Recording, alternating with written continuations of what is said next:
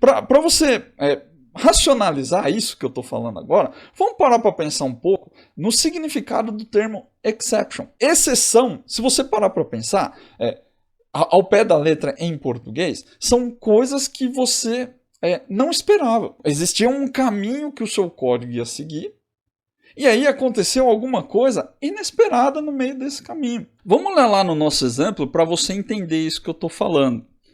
Aqui no salvar pedido, eu falei que o string valor total aqui, ó, ele vai vir com um valor formatado no padrão brasileiro, ou seja, o separador de decimal é vírgula e não ponto. Se eu mandar aqui um valor decimal com separador ponto, o double ponto parse ele vai funcionar. Mesmo com cultura infantil. O que ele vai fazer é que ele vai ignorar o ponto decimal e vai achar que aquilo lá é um separador de milhares. E aí ele vai, em vez de criar sei lá, 1.2, ele vai criar o double 12. Nesse caso, ele não vai dar uma exception, mas ele vai ter um comportamento diferente do que a gente esperava. Ao invés de converter para 1.2, ele vai converter para 12. Agora, se eu passar aqui A, B e C no valor total, o double ponto parse vai dar erro. Porque daí ele vai falar, pô, eu achava que era um número, eu não consigo converter isso para double. E aí ele vai gerar uma exceção. Nos dois casos, é um erro. Só que no primeiro caso, acontece um comportamento que você não esperava, só que o programa continua executando. No segundo caso, acontece uma exceção. Ou seja, o compilador, o runtime aqui do .NET, né, não o compilador, ele não consegue prosseguir com a execução. Porque aqui no primeiro caso ele vai falar assim, beleza, eu consigo fazer essa conversão. No segundo caso ele não consegue, porque ABC não vai virar um número. Então ele simplesmente não consegue. Como ele não consegue, ele fala assim, não consegui, preciso parar. Então esse é o sentido de ter uma exception. Quando acontece um comportamento que é muito inesperado, a ponto do programa não conseguir continuar executando ali, o sistema ele dispara uma exceção, né? A linguagem ela dispara uma exceção e fala, para tudo porque eu não posso continuar. Então é por isso que a gente usa exceptions.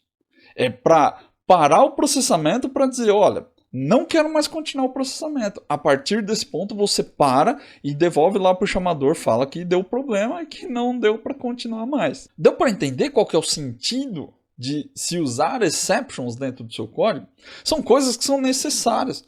Muitas vezes seu programa não pode continuar por determinadas situações. Seja por situações como essa, onde o próprio runtime do .NET não conseguiu continuar, ou seja por situações onde você não quer que o programa continue.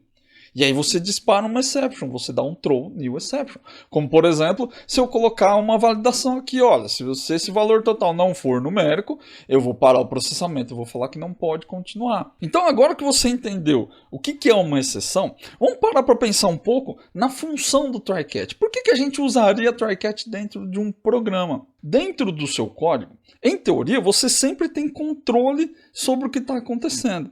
Então eu sei que essa variável aqui ela pode estar nula em algum lugar, aqui não porque eu dei um nil, né? Mas de repente esse valor ele pode ser nulo, esse valor ele pode ser nulo. Aqui eu estou vendo todo o jogo, é como um jogo de xadrez, né? Eu estou vendo todas as peças do tabuleiro. Mas tem situações dentro do seu código, dentro da execução do seu programa ali, em que você não tem controle sobre o que vai acontecer. Um bom exemplo disso são as saídas para a rede. Quando você sai pela rede, aqui por exemplo, para obter o cliente em outra API ou para obter o frete lá no banco de dados, pode acontecer um monte de coisas na comunicação de rede. Pode acontecer do seu banco de dados estar fora do ar. Pode acontecer dele estar malucão lá e te devolve um valor que não tinha nada a ver com aquilo que você esperava. Então, quando você sai da sua aplicação, você perde o controle daquilo que pode acontecer. Nessas situações, é muito válido você usar o try-catch. Eu posso, por exemplo, falar o seguinte, na minha regra aqui, eu não quero parar o fluxo de pedidos se eu não encontrar o frete. Então, se por algum acaso acontecer algum erro maluco aqui na hora de pegar o frete, eu quero que ele devolva 0. Então lá na minha classe de repositório, eu posso sim colocar um try-catch e falar, olha, se por algum acaso você conectar no banco e não conseguir pegar o valor, retorna 0, não tem problema. Eu prefiro ficar com o frete zerado e continuar a operação do meu sistema do que parar todas as compras do meu site e ficar sem venda.